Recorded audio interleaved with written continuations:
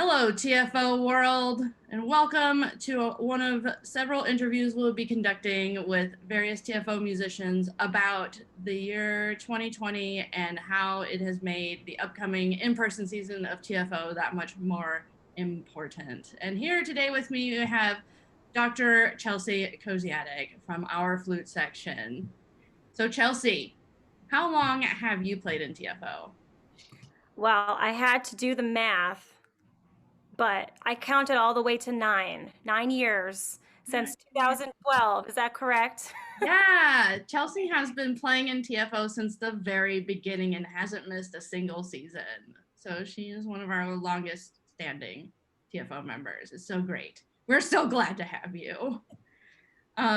What is your favorite thing about TFO? Whether it was like an event that happened in the last 9 years or just something general about TFO?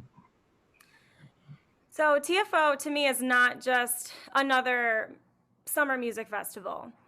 It is unique in the way that the musicians are truly friends and have deeply rooted relationships with each other.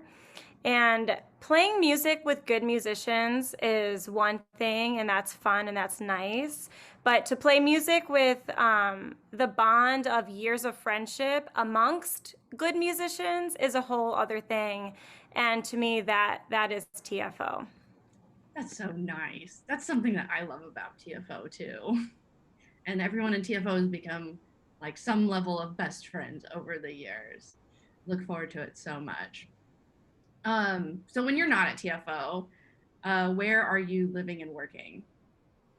I live right outside of Detroit, and I teach music at Pulaski Elementary Middle School, a school within the Detroit Public Schools Community District.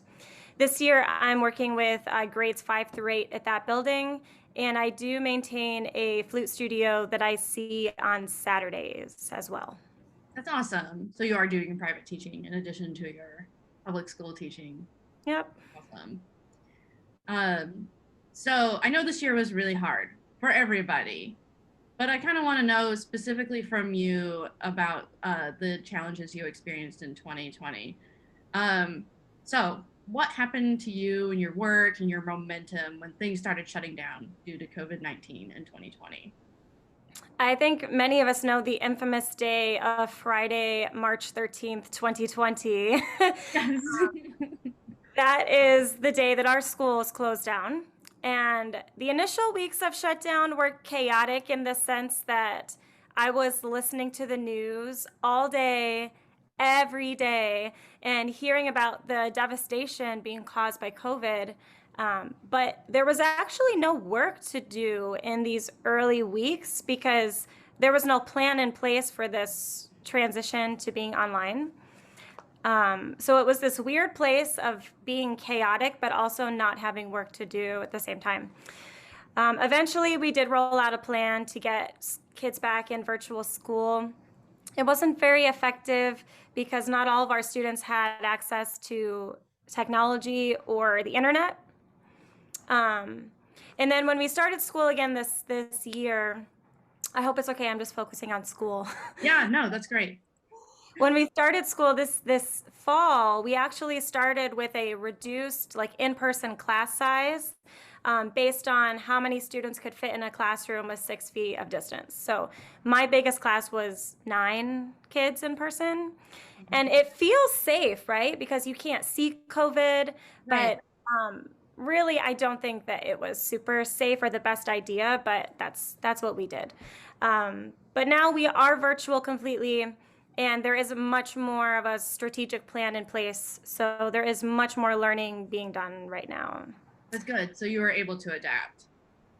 Yeah, I would say mostly, adapt in an efficient way. Yeah, it's not perfect, but Of yeah. course. But I'm glad you guys have been able to like regroup and plan and give these babies the education they need for Yes. sure.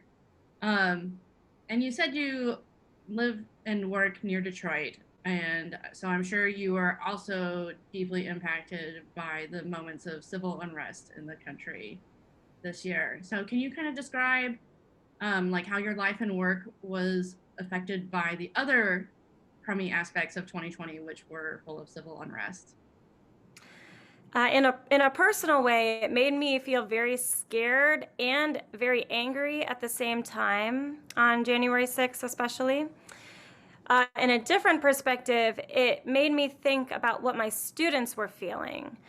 For students and the youth of our country to see adults blatantly ignore or disregard the very democracy that is supposed to define America as this great country. So I thought about my students a lot, and I created a series of lessons in the fall about the role musicians can play in response to a global, national, and even local events. For example, one song we studied was Marvin Gaye's song, What's Going On, in response to his feelings about Vietnam. I didn't know this discussion would come up again in such a close to home way. And I'm sure there will be music written in response to this event. And who knows, maybe someday my students will write music about it.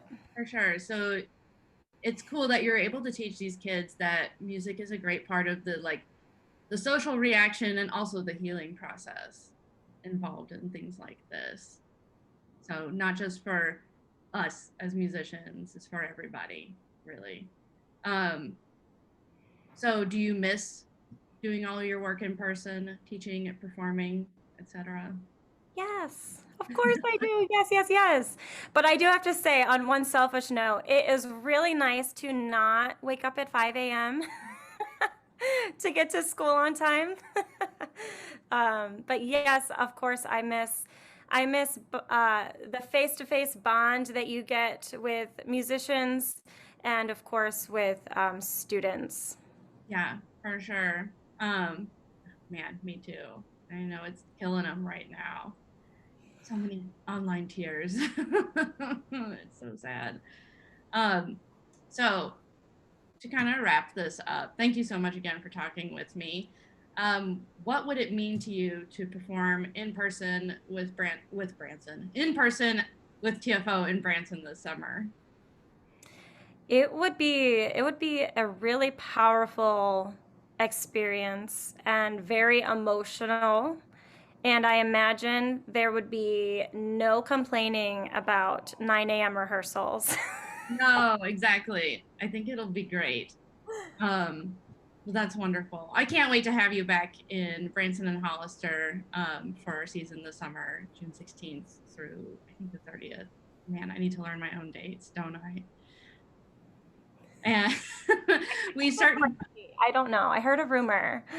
I know it's on a spreadsheet somewhere, one of these magical documents. So we sure do miss having you in the area and everyone at TFO. So we're really looking forward to having everyone back in Branson and Hollister this summer. Stay tuned. Make sure you're following all of our pages and stuff so you get all the updates, and join our email list on our website, which is TaneyComo Festival Orchestra.org. Thanks so much for tuning in, and we'll see you next time.